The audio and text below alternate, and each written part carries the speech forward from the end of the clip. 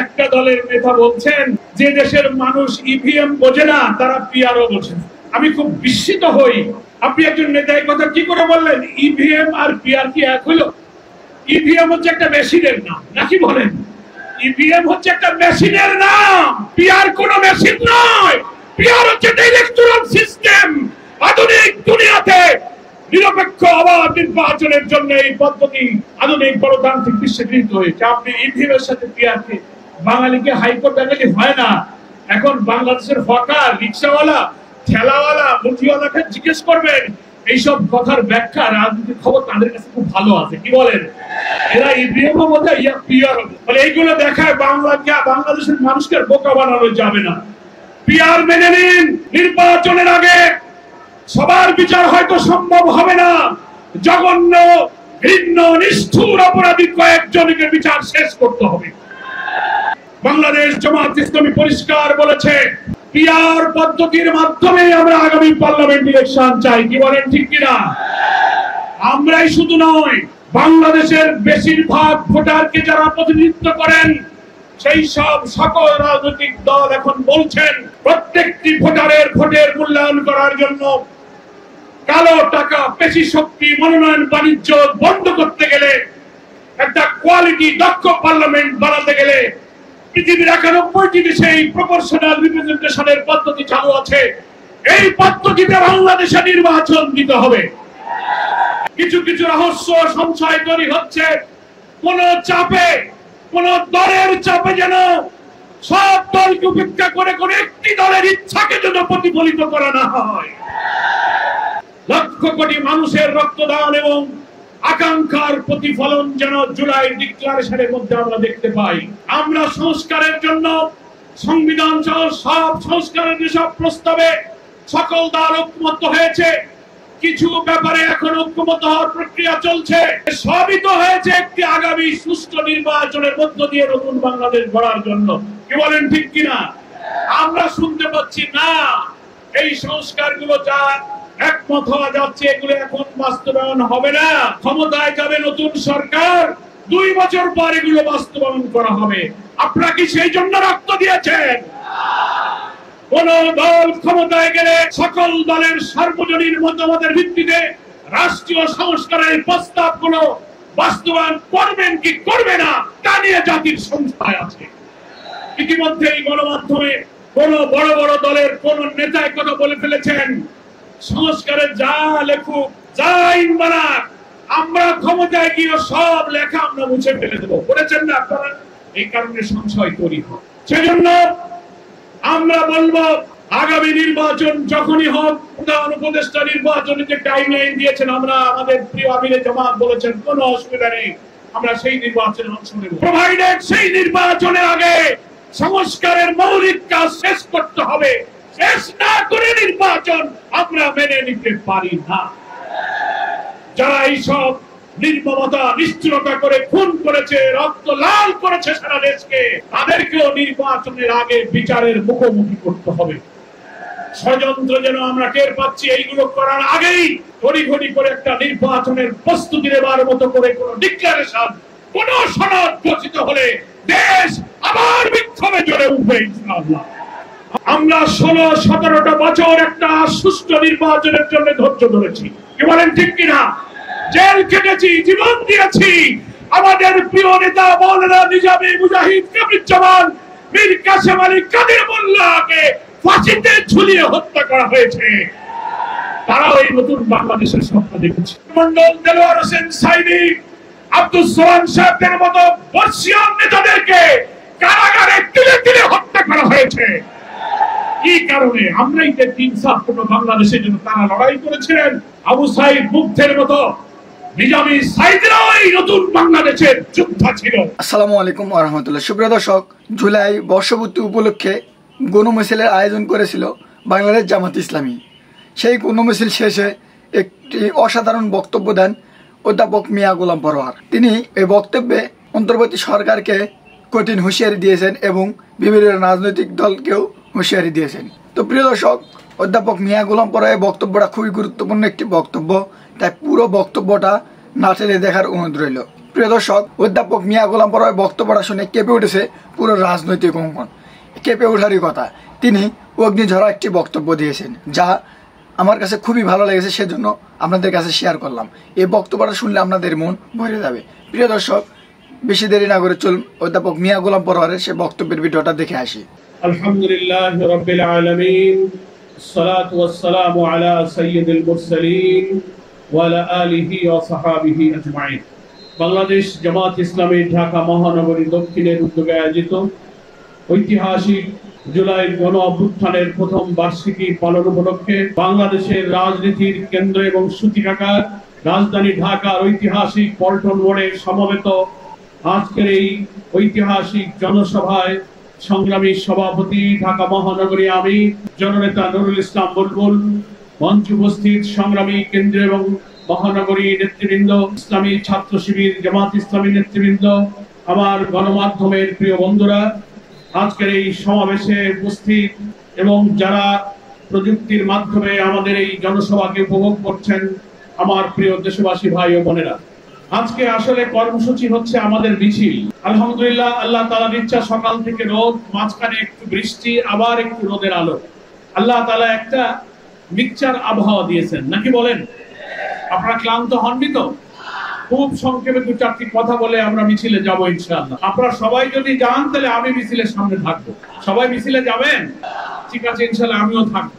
আমাদের পয়লা কথা হলো, আমি সকালে ভাবছিলাম যে আজকে ঐতিহাসিক 5ই আগস্ট 2025 আমরা বিপ্লবের প্রথম বার্ষিকী পালন করছি, কিন্তু গত বছর অর্থাৎ 2024-এর এই 5ই আগস্টের সকাল তখন আমাদের মনে পড়ছিল রাজধানী ঢাকার সারা বাংলাদেশ কোটি কোটি মানুষের উত্তাল আন্দোলনে অগ্নিগর্ভ হয়ে উঠেছিল। আমার মনে আছে, আমি ডক্টর আব্দুল্লাহ মোহাম্মদ তাহের সহ অনেক জামাতের নেতৃবৃন্দ সেই দিন আমরা ঢাকার কেন্দ্রীয় কারাগারে আটক ছিলাম। কারাগার থেকে খবর পাচ্ছিলাম আগস্টের প্রথম দিনগুলো 1, 2, 3, 4, 5 কারাগারের কর্তৃপক্ষ যারা প্রতিদিন গ্রেফতার হয়ে ভেতরে যাচ্ছিল, রিমান্ডে যাচ্ছিল, তাদের কাছে শুনছিলাম যে কোনো মুহূর্তে একটা ঘটনা বাংলাদেশে ঘটে যাবে। কোটি কোটি মানুষ আন্দোলনে ঝাঁপিয়ে পড়ছে। রাজধানীর প্রবেশ মুখ দিয়ে সারা দেশের লক্ষ লক্ষ মানুষ শেখ হাসিনার ষড়যন্ত্রের কেন্দ্র গণভবনের দিকে ছুটে চলেছে।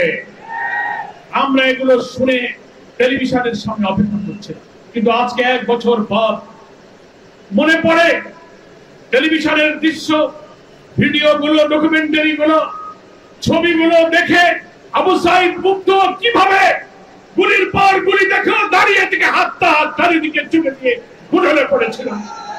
সাইদ মুগ্ধ যদি বেঁচে থাকতো আজকের বিপ্লবের প্রথম বার্ষিকী দেখেছে আজকে আনন্দ উদযাপন করত। 5ই আগস্টের সূর্য উদয় হয়েছে বাংলাদেশে একটা আনন্দ উজ্জ্বল, একটা চমৎকার পরিবেশে, কিন্তু আবু সাইদ মুগ্ধরা নেই। পুলিশের এপিসি কারের পর থেকে গুলি করে নির্মমভাবে হত্যা করে যে লাশ ফেলে দেওয়া হয়েছে এখানে, সেও বেঁচে থাকলে আজকের এই উৎসবে শরীর হতো। হেলিকপ্টার থেকে গুলি করে শিশু সহ যে মানুষদের হত্যা করা হয়েছিল, নিহত লাশগুলো পুড়িয়ে আগুনে ছাই করা হয়েছিল, আজকের এই বিজয়ের বার্ষিকীতে সেই সব নির্মম নিষ্ঠুরতার স্বাক্ষর জুলাই যোদ্ধাদেরকে আমরা গভীর শ্রদ্ধার সাথে স্মরণ করি। হাজার হাজার ছাত্র ছাত্রী, নারী পুরুষ, শিশু, হকার, দিনমজুর, মুটে মজুর, কলির হকার যা আহত হয়ে কাতরাচ্ছে, কেউ বিদেশে, কোন চোখ নাই, মাথার মগজ নাই, হাত নাই, পা নাই। আমরা যখন ডাকি স্টেশনে করে একটা ঘোরাতে ঘোরাতে আমাদের মাঝে এসে শহীদদের পিতা মাতার কান্নায় আমরা কোনো সান্ত্বনা দিতে পারি না। আজকের বিজয়ের দিনে আমরা সেই সব শোকাহত, আত্মত্যাগী, গর্বিত শহীদ এবং আহতদের এবং তার পরিবারদের গভীর শ্রদ্ধার সাথে স্মরণ। মহান আল্লাহ তাআলা এই শহীদদেরকে সত্যি শাহাদাতের মর্যাদা দিয়ে জান্নাতুল ফিরদৌস নসিব করুন। যারা আহত হয়েছেন আমরা আল্লাহর কাছে বলবো, আল্লাহ তুমি আর আমাদের জীবনগুলো নিয়ে না, এদেরকে বাঁচিয়ে রাখো। নতুন বাংলাদেশের স্বপ্ন এদেরকে বাস্তবে দেখে যাওয়ার তৌফিক দাও। এরা যেন বেঁচে থাকে, এরা যেন সুস্থ হয়, সক্ষম হয়। আজকের এই দিনে আমরা আমাদের প্রিয় আমিরে জামাতের জন্য দোয়া করব, যিনি এই জুলাই আন্দোলনের সময় মূল পরিকল্পনায় সারা বাংলাদেশকে ইসলামী আন্দোলনের কর্মীদেরকে ফ্যাসিবাদ বিরোধী সংগ্রামে ছাপিয়ে পড়া নির্দেশ দিয়েছিলেন। সেই ডাক্তার শফিকুর রহমান অসুস্থ অবস্থায় এখন হাসপাতালে আছে। দেশের এবং প্রবাসের কোটি কোটি মানুষ তার জন্য দোয়া করেছেন, অস্ত্রসিক্ত হয়েছেন। আমরা আমাদের রবের কাছে প্রাণ ভরে শুকরিয়া জানাই।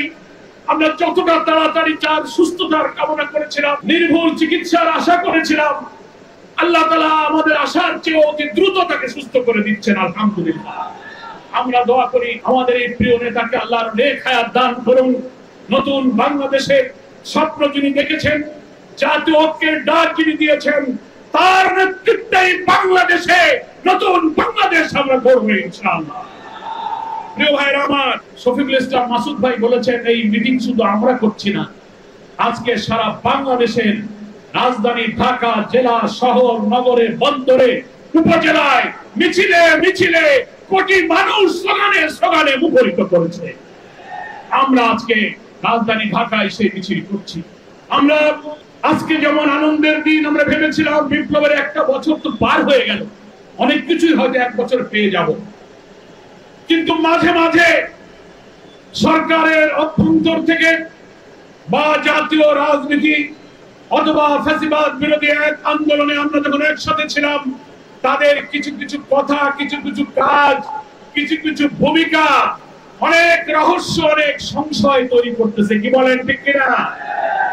আমরা সরকারের গঠিত জাতীয় ঐক্যমত্য কমিশন, ন্যাশনাল কনসেনসাস কমিশন, যার প্রধান হচ্ছে ডক্টর মোহাম্মদ ইউনূস, যার কো-কনভেনর হচ্ছেন ডক্টর প্রফেসর আলী রিয়াজ, একটা অবাধ নিরপেক্ষ নির্বাচনের পূর্বে গুরুত্বপূর্ণ রাষ্ট্রের কিছু অর্গানের সংস্কার না হলে নির্বাচন নিরপেক্ষ হবে না, এই দাবিতে বাংলাদেশ যখন আন্দোলনে উত্তাল হলো, সরকার তখন সংস্কারের সিদ্ধান্ত নিয়ে ঐক্যমত্য কমিশন করলো। রাজনৈতিক দলগুলোকে পরামর্শ চাওয়া হলো, আমরা পরামর্শ দিলাম। ঐক্যমত্য কমিশন বাংলাদেশের গুরুত্বপূর্ণ অর্গান, পুলিশ অ্যাডমিনিস্ট্রেশন, সংবিধান, জনপ্রশাসন, দুর্নীতি দমন কমিশন, নির্বাচন প্রক্রিয়া সহ গুরুত্বপূর্ণ সংস্কারের প্রস্তাব দিল। আমরা সেই প্রস্তাব ঐক্যমতে পৌঁছানোর জন্য জামাত ইসলামীর নেতৃবৃন্দ 2-3 মাস ধরে ঐক্যমত্য কমিশনে আমরা সহযোগিতা করে যাচ্ছি। তারপরে আমরা দেখতে পাচ্ছি কিছু কিছু ব্যক্তি, কিছু কিছু দল যারা নিজেদেরকে খুব বড় মনে করেন, নির্বাচনের আগেই তারা ক্ষমতায় গিয়েছেন বলে ভাবটা দেখান। কি বলেন, ঠিক কিনা? তাদের ভূমিকার জন্য এই সংস্কার কাজে ঐক্যমত্যে পৌঁছা বড় কঠিন হয়ে যাচ্ছে। সনদ, জুলাই চার্টার এবং জুলাই ডিক্লারেশন ঘোষণা দেওয়া হবে আমরা দাবি করেছি। জুলাইয়ের মধ্যে সরকার পারে নাই। আজকে 5ই আগস্ট আমরা জানতে পেরেছি মানিক এভিনিউ বিকাল 5টায় অন্তর্বর্তীকালীন সরকারের প্রধান উপদেষ্টা ডক্টর প্রফেসর মোহাম্মদ ইউনূস তিনি জুলাই ডিক্লারেশন সেখানে ঘোষণা দেবেন। আমরা যে সব প্রস্তাব দিয়েছি, জুলাই ডিক্লারেশনের খসড়া একটি রাজনৈতিক দল হিসেবে 10 ব্যক্তি মতের ঊর্ধ্বে দেশপ্রেমকে সামনে রেখে একটি সুন্দর রাষ্ট্রীয় কাঠামো নির্মাণ করে অবাধ নিরপেক্ষ নির্বাচন, একটি সুন্দর দেশ গড়ার জন্য যা যা প্রয়োজন আমরা পরামর্শ দিয়েছি। আমরা আশা করব আজকে বিকালে যে জুলাই ডিক্লারেশন পড়ে শোনানো হবে, কিছু কিছু রহস্য সংশয় তৈরি হচ্ছে, কোন চাপে, কোন দলের চাপে যেন সব দলকে উপেক্ষা করে কোন একটি দলের ইচ্ছাকে যেন প্রতিফলিত করা না হয়। লক্ষ কোটি মানুষের রক্তদান এবং আকাঙ্ক্ষার প্রতিফলন যেন জুলাই ডিক্লারেশনের মধ্যে আমরা দেখতে পাই। আমরা সংস্কারের জন্য সংবিধান সহ সব সংস্কারের যেসব প্রস্তাবে সকল দল ঐক্যমত্য হয়েছে, কিছু ব্যাপারে এখন ঐক্যমত্য হওয়ার প্রক্রিয়া চলছে। সবই তো হয়েছে একটি আগামী সুষ্ঠু নির্বাচনের মধ্য দিয়ে নতুন বাংলাদেশ গড়ার জন্য। কি বলেন, ঠিক কিনা? আমরা শুনতে পাচ্ছি না এই সংস্কারগুলো যা একমত হওয়া যাচ্ছে এগুলো এখন বাস্তবায়ন হবে না। ক্ষমতায় যাবে নতুন সরকার, 2 বছর পর এগুলো বাস্তবায়ন করা হবে। আপনারা কি সেই জন্য রক্ত দিয়েছেন? কোন দল ক্ষমতায় গেলে সকল দলের সার্বজনীন মতামতের ভিত্তিতে রাষ্ট্রীয় সংস্কারের প্রস্তাবগুলো বাস্তবায়ন করবেন কি করবে না তা নিয়ে জাতির সংশয় আছে। ইতিমধ্যে এই গণমাধ্যমে কোন বড় বড় দলের কোন নেতা কথা বলে ফেলেছেন, সংস্কারে যা লেখুক, যা আইন বানাক, আমরা ক্ষমতায় গিয়ে সব লেখা আমরা মুছে ফেলে দেবো, বলেছেন না আপনারা? এই কারণে সংশয় তৈরি হয়। সেজন্য আমরা বলবো আগামী নির্বাচন যখনই হোক, প্রধান উপদেষ্টা নির্বাচনে যে টাইমলাইন দিয়েছেন, আমরা আমাদের প্রিয় আমিরে জামাত বলেছেন কোনো অসুবিধা নেই, আমরা সেই নির্বাচনে অংশ নেব, প্রোভাইডেড সেই নির্বাচনের আগে সংস্কারের মৌলিক কাজ শেষ করতে হবে। শেষ না করে নির্বাচন আমরা মেনে নিতে পারি না। যারা এইসব নির্মমতা নিষ্ঠুরতা করে খুন করেছে, রক্ত লাল করেছে সারা দেশকে, তাদেরকেও নির্বাচনের আগে বিচারের মুখোমুখি করতে হবে। ষড়যন্ত্র যেন আমরা টের পাচ্ছি, এইগুলো করার আগেই তড়িঘড়ি করে একটা নির্বাচনের প্রস্তুতি নেবার মতো করে কোন ডিক্লারেশন, কোন সনদ ঘোষিত হলে দেশ আবার বিক্ষোভে জ্বলে উঠবে ইনশাআল্লাহ। আমরা তাই বলবো, অনেকে যুক্তি দিচ্ছেন কিভাবে এই 7-8 মাসের মধ্যে এই সব সংস্কার আইনগুলো কার্যকরী করা হবে। আমি বলবো, বাংলাদেশের সংবিধান বিশেষজ্ঞ রাজনৈতিক নেতৃবৃন্দের কাছে ইতিহাস আছে। শহীদ রাষ্ট্রপতি জিয়াউর রহমান যখন ক্ষমতা এসেছিলেন, সেই ক্ষমতাকে বৈধ করে তার রাজনৈতিক দলের প্রধান হওয়ার জন্য তিনি গণভোট দিয়েছিলেন, প্রক্লেমেশন জারি করেছিলেন। এরশাদ সাহেব ক্ষমতা এসে তিনি অনেক অর্ডিন্যান্স জারি করে প্রক্লেমেশন দিয়ে তিনি তার ক্ষমতাকে বৈধ করে পলিটিক্স করেছিলেন। ফলে পার্লামেন্ট না থাকলেও গণভোটের মাধ্যমে, তারপর স্বাধীনতার পর প্রথম যখন কোন সরকার ছিল না, সংবিধান ছিল না, সেই নির্বাচনের পরে লিগাল ফ্রেমওয়ার্ক এলএফও জারির মধ্য দিয়েও সেখানেও সরকার এবং আইন তৈরি করা হয়েছিল। ফলে লিগাল ফ্রেমওয়ার্ক, অর্ডিন্যান্স জারি করা, রেফারেন্ডাম, গণভোটের মধ্য দিয়ে অনেক অপশন আছে। আমাদের করা সংস্কার নির্বাচনের আগে বাস্তবায়ন করে এই নির্বাচনের আগেই সংস্কার কাজ সম্পন্ন করা হবে। কিন্তু যারা যুক্তি দিচ্ছেন 2 বছর পরে হবে, এই শুভঙ্করের ফাঁকি দেওয়ার জন্য হাজার হাজার মানুষ রক্ত দেয়নি, এত মানুষ শহীদ হয়নি।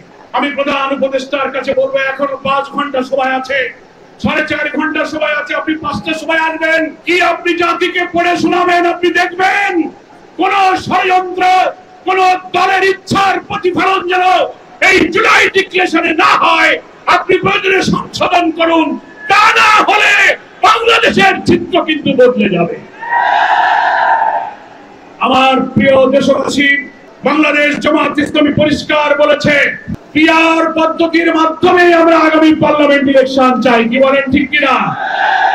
আমরাই শুধু নয়, বাংলাদেশের বেশিরভাগ ভোটারকে যারা প্রতিনিধিত্ব করেন, সেই সব সকল রাজনৈতিক দল এখন বলছেন প্রত্যেকটি ভোটারের ভোটের মূল্যায়ন করার জন্য কালো টাকা, পেশি শক্তি, মনোনয়ন বাণিজ্য বন্ধ করতে গেলে, একটা কোয়ালিটি দক্ষ পার্লামেন্ট বানাতে গেলে পৃথিবীর 91টি দেশে এই প্রপোর্শনাল রিপ্রেজেন্টেশনের পদ্ধতি চালু আছে।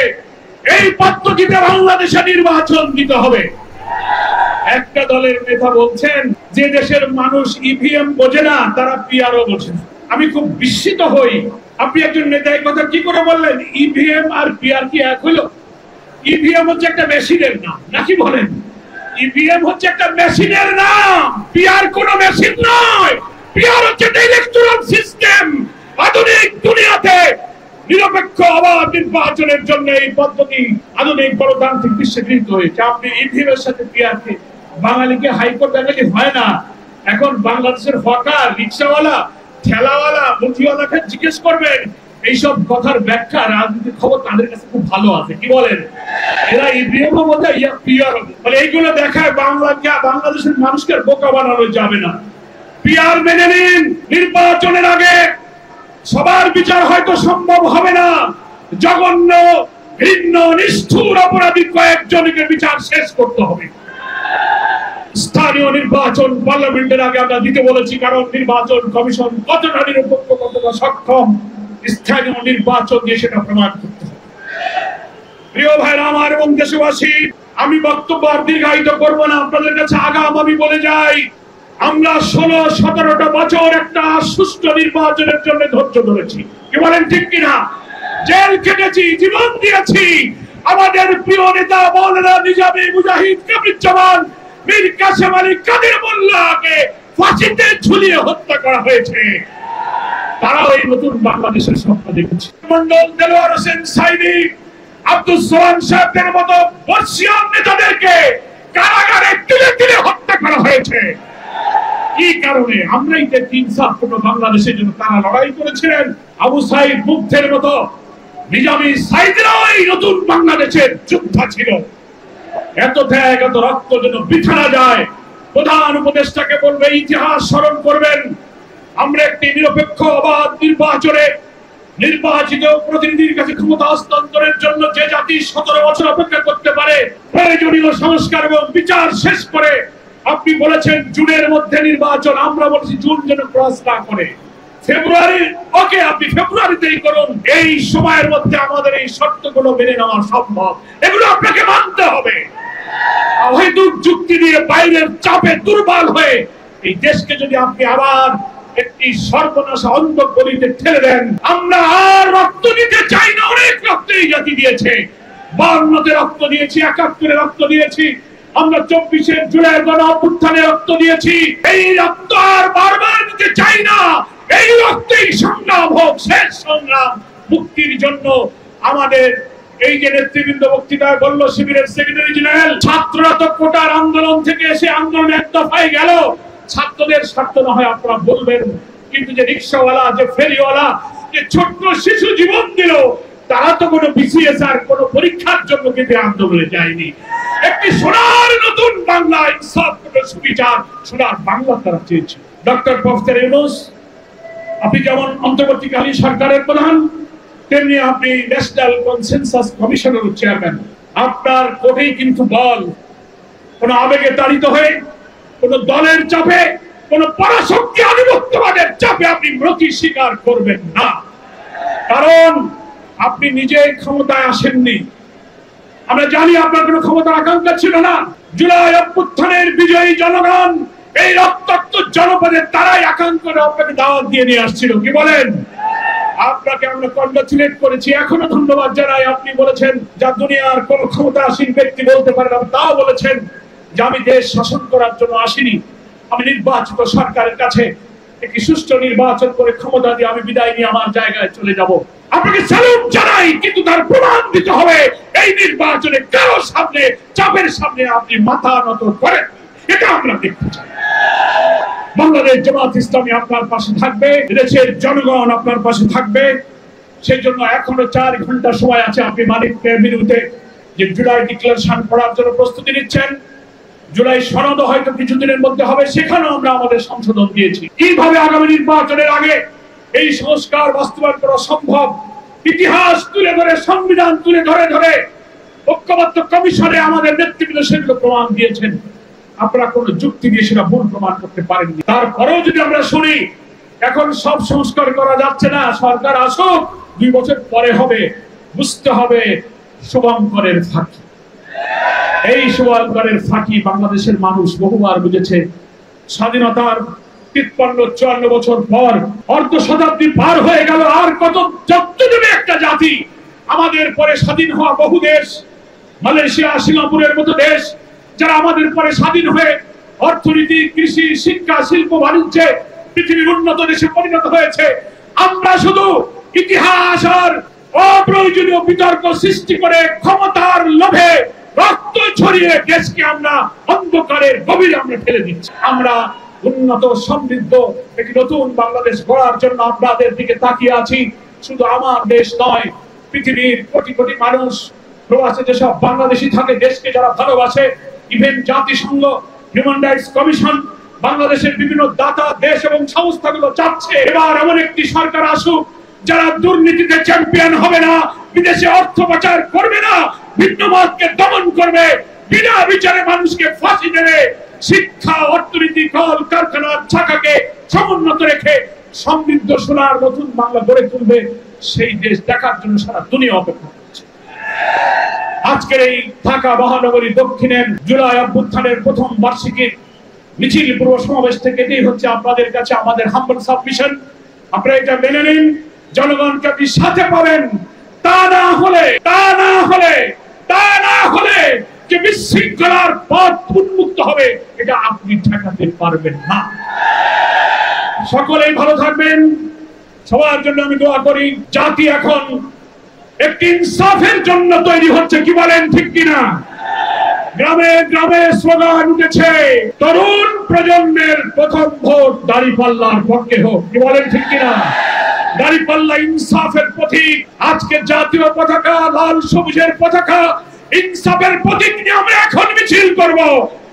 মিছিলে মহানগরীকে উত্তাল বার্তা দেব, আগামী দিনের বাংলাদেশ ইনসাফপূর্ণ ইসলামের এক সবুজ শ্যামল বাংলাদেশ। আল্লাহ হাফেজ। বাংলাদেশ জিন্দাবাদ, জামাত ইসলামী জিন্দাবাদ। দর্শক, এতক্ষণ পর্যন্ত অধ্যাপক মিয়া গোলাম পরোয়ারের বক্তব্যের ভিডিওটা দেখলেন। বক্তব্যের ভিডিওটা কেমন লেগেছে অবশ্যই নিচের কমেন্ট বক্সে জানিয়ে দেবেন। এই বলে আজকের ভিডিও এখানে শেষ করছি। ভিডিওটি ভালো লাগলে অবশ্যই লাইক কমেন্ট শেয়ার করবেন। জামাত শিবিরের নিত্য নতুন আপডেট ভিডিও পেতে চ্যানেলটি সাবস্ক্রাইব করে পাশে থাকবেন।